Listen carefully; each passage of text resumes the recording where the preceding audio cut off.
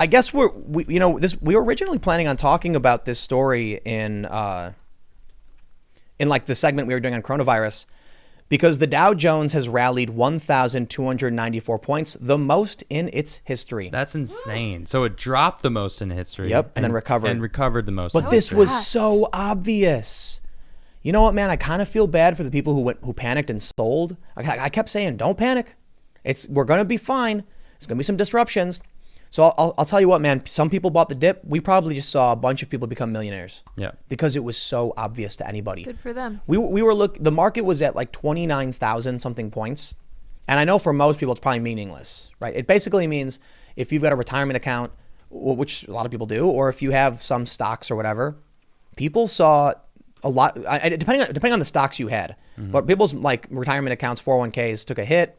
Everyone's panicking. And then all of a sudden, smart people came in and started buying the dip, and now it's spiked, and they just got to enjoy a record, the biggest gain ever. So is it actually higher than it was before it even dropped? I think it is. No, it's not. So. And that's I thought because it dropped 1,000 the first day, and then like 1,000. It kept going. So we were at 29. We fell Right. down to like 24 something. And I know these numbers are probably meaningless to the average person. So it's 5,000, and then we But recovered 1,200 or 1,300, right? Right. And so there's still a long way to go back to recover. That's a But good put it this start. way. That's like, I mean, what are we looking at? Like a 12%, I think it was a 12% drop altogether. Yeah. So if you bought when it went to the bottom and it's now recovering, you are going to end up making a huge return in a day. Some people just got rich. Some people probably made crazy bets. Because think about it. Why would the market go down? Because people were panicking because the news of a coronavirus. Why would the market go up? Because we're now realizing it wasn't that big of a deal. It is serious. I mean, it still feels like we're in that territory of It does. It could swing still in either way. Like the coronavirus could somehow, like within 3 days, we could find out it's in 30 states, and there's 20,000 cases that we don't know about. I don't think it's going to go down. I mean, maybe it's a false sense of security, but I'll tell you what. If somebody bought in the dip and sold right now, they'd have just sold at the biggest gain in history. Yeah. Or point gain, I guess. Maybe not percentage. I hope they spend the money they just earned on supplies. On pre-cooked polenta, which can Yes. be eaten for breakfast, lunch, and dinner. Hey, cool, yeah. Who For knew? those that are watching the clip wondering what that reference was, it was from the chat, which you get from the full-length podcast. That's right. Well, let's see what CNN Business says. I do feel like this is a bit esoteric, but because it's a historical moment, I think it's important to talk about, even if people might not be super interested. Sure. They say U.S. stocks rebounded sharply on Monday, with the Dow logging its biggest point gain in history. Stocks are coming off their worst week since the 2008 financial crisis. The Dow last week dropped 12.4%, while the S&P plunged 11.5%. Yikes. Wow. The Dow also recorded its worst one-day point drop in history on Thursday. Quote, "If the market is priced to perfection, and then something indicates the perfection is a pipe dream, prices will come off," said Brad Cornell, emeritus professor of finance at UCLA, of last week's sell-off. "Prices are much more reasonable now," he added. But Monday's rebound was strong.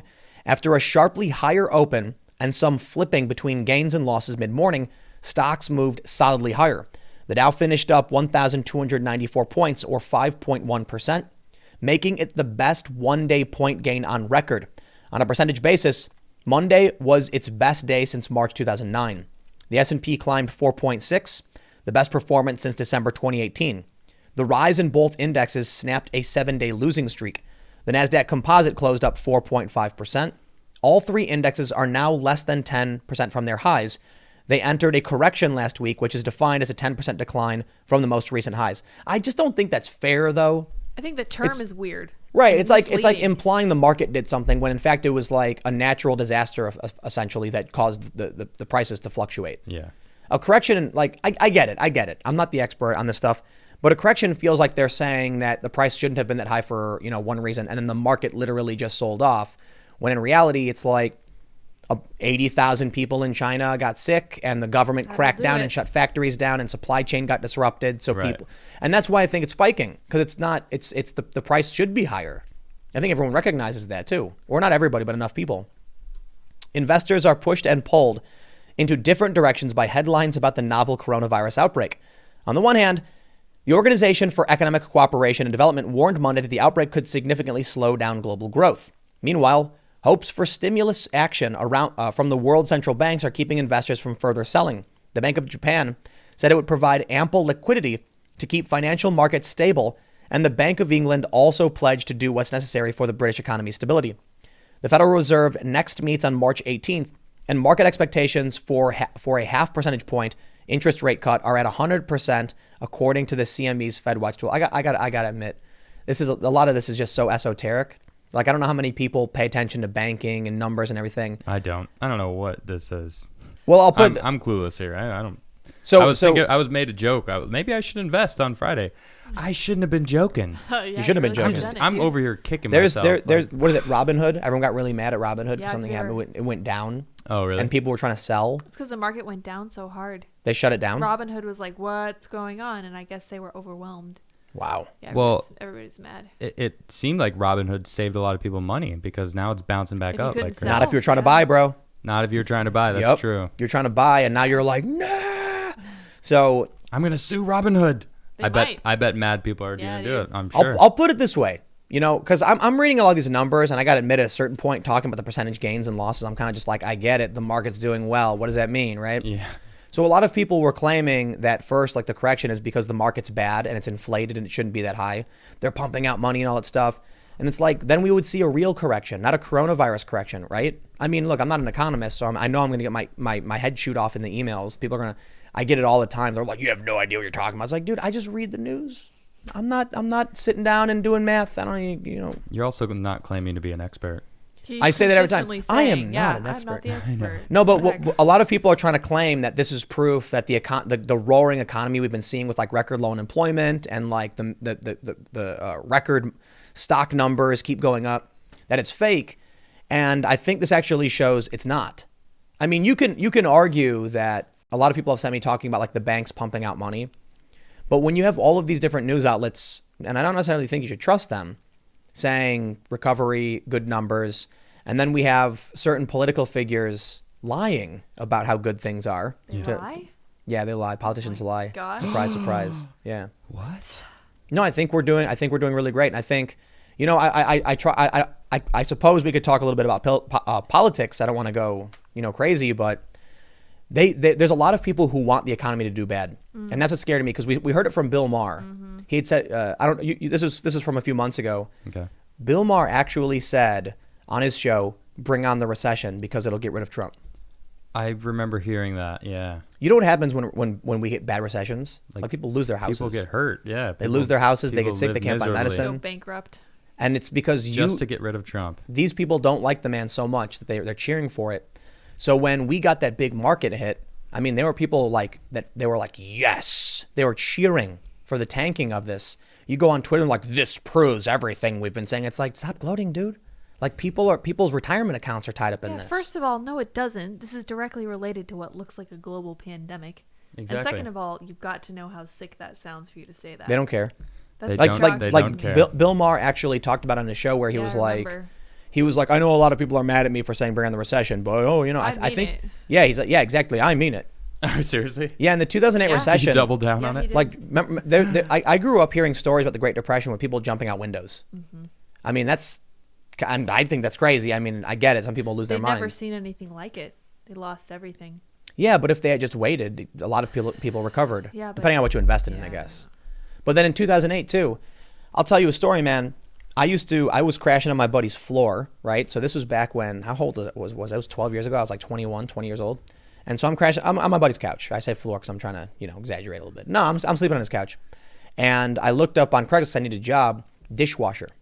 It was a dishwasher job, and it paid minimum wage. I'm like, I can wash dishes. I don't know what else I was doing. I was sleeping on the couch. So I show up there, and my resume is like a really scrappy piece of paper.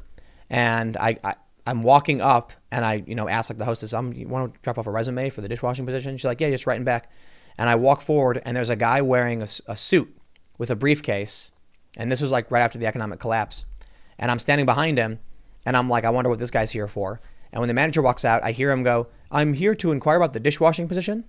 And he like hands a resume, and I was like, okay. And I turned around and just walked out. That dude is probably way overqualified for that job, though. He probably didn't. No, for sure. But I know. But he probably needed it. Yeah, he more than Tim did. Well, no, I was basically like homeless. I was thinking, I needed the job. Sometimes. No, but I'll chalk it up to being a dumb, ignorant. I was like, there's no way I'm competing with this guy. That's what? tough. That's tough. But in reality, if I showed up wearing like, ripped jeans and I was like, I want to wash dishes, they'd be like, that's the guy who's going to wash dishes and not leave right away. Right. Yeah, exactly. Although in reality, I'm the person who would leave right away because I'd make a couple $100 in a month and then be like, well, now I got my rent for the next couple months covered. And but no, I mean when it comes to a guy in a suit, Zing. hey, when it comes to the guy in the suit, yeah, they're not going to hire him. That's true. true. What I mean? I don't think people realize how bad it got. That there were people who literally couldn't get any job, and then like a lot of people got really depressed, started popping pills or getting drunk. Yeah. So here's the crazy thing that happens when markets get not necessarily when markets get bad, but the economy itself is. There's this down chain effect where you've got a baby boomer, tons of experience, senior management, right? All of a sudden there's mass layoffs. Now that senior level manager is competing with a millennial manager. And so when they show up to an office job in New York and they say, we offer $50K a year and this guy used to make $100, they're like, the most we can afford is this. This guy's not going to leave this job because the economy is bad. And then they turn to the millennial and say, no job for you. So the millennial goes down to the dishwashing position, and then the 16-year-olds don't have jobs. So where you want 16-year-olds to be doing the dishwashing, I'm not trying to disrespect kids, but you want them to be doing entry-level, low-level work. Start somewhere. Well, right. Pretty soon we're going to have robots doing the dishes. They're going to be stealing those we jobs already do. too. We already do. Already do. Yeah, we do. All they do now is in a lot of places, it's only a matter of time. They put the dishes in the machine, press the button, and they bring it out, and the dishes are done. Is that magical dishwasher device? It is called the dishwasher. Oh, wow. That's right. Cool. I knew it. I Yep. knew it. No, and it sings to you now too. I got a picture from my family today, and it was this little robot that was going up and down the aisles in Walmart, and it was taking inventory. You know that thing that it used to take 15 people 16 days to do? Huh. They're just doing that while people were shopping around it. Well, there you go. Like, oh my Cool. gosh. Andrew Yang was right. Yeah, he was. The revolution is here. Yep. Yeah. But I guess the more relevant discussion on the market, the good news, it's rallying back up the biggest gain in history, which means... But will it continue? I think so. Okay. I think it will. I mean, don't take my advice. I'm not a financial expert. I have no idea what I'm talking about. I've got one stock, and I don't really pay attention for the most part. But I think the bigger issue is whether or not you are going to have a job, you are going to get paid, and I think this isn't going to change any of that. This is going to affect people who are... So there will be a ripple effect for sure. But for the most part, I think we're going to be fine. And I think, the phenomenon that I want to talk about before is that when the recession hit, it pushed out millennials.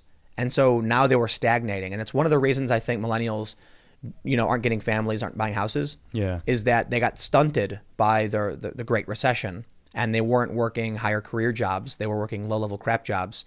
And it did the same thing to Gen Z, right? It pushed them out, so they weren't getting jobs. A lot of these people then said, I'll just go to college instead. Now they racked up debt. You can see how all of this is a chain of, effect. The good news is, the reason I bring this up is, with how good the economy's been over the past couple of years, this is now going to have a pulling effect in the other direction and start scooping everybody back up in the right direction and maybe be the real correction we've been looking for with this crummy economy. Yeah. You know what I mean? It was crummy in 2008. Bring in the young bloods. Bring in the young bloods. Now they can start working office jobs because now we got the 16-year-olds washing dishes again. And get younger people in government. Definitely. Yeah. Donald Trump is the youngest man running for president for a major political party. Out of all of them? Donald Trump is the youngest contender for the president. How old is he, Tim? 73. He's 73. What, did Buttigieg drop out? Yeah. So did Klobuchar. Oh, wow. But Warren's younger. But it's like, wait, hold on. She's 70. Do we have any politicians Tulsi is still running, but in terms of the mainstream TV, who we think will win, the front runners, Trump is the youngest man.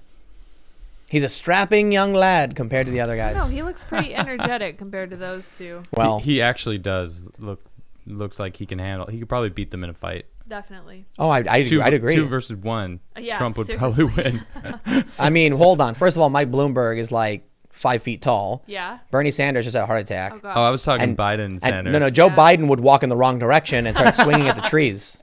He'd be like, I got him, guys. Corn pop, where are you at? And then he'd fall off the stage and then Trump would be going like this. Excuse me, Joe, I'm over here. Excuse me. And Joe would just be gone. And he'd be holding all the Bloomberg like this. Bloomberg be swinging. Like, let me at him. Donald Trump, you get your hand off my head. I've got money. I'm the only real billionaire here. I love this mental image. Trump's holding his head back. Oh, man. They're all crazy as far as I'm concerned. But I will say one last thing on this one. We can go to the Super Chats. I think it's absolutely insane that they're going to nominate Biden. That dude doesn't. He said Super Thursday. You saw that? Oh my gosh, Super Thursday? And then he corrected himself because he doesn't know what he's talking about. He was like, listen, Super Thursday. Tuesday's coming. And everyone started laughing. They're not gaffes, dude. The guy's literally losing his mind. Didn't he say like 150 million 150 million people died since 2000 violence? Since 2007. Out of 300, that's half our population, That's dude. A lot of people. Half of the country died. Yeah, I didn't know. Who knew? Yeah, why didn't we know this information? There was a civil war you missed. We should do a subject on that. We missed the whole thing. We should film a skit of like the forgotten civil war of Joe 2007. Biden's civil war. Yeah. That no one knows about. Thanks for checking out this segment from the Timcast IRL podcast. We do the show every Monday through Friday at 8 p.m., sometimes an hour or two. And we do have a full live recorded version of the show that includes a lot of comments and smaller segments you probably don't see. If you want to check that out, you can watch live at 8 p.m. Monday through Friday, or become a member of this channel. And for $5 a month, you get full access to all of the recorded podcasts. Every day after the show, we make them available in the community section of this YouTube channel. So don't forget to subscribe and stick around for more segments and more shows Monday through Friday at 8 p.m. Thanks for hanging out, and we will see you all in the next show.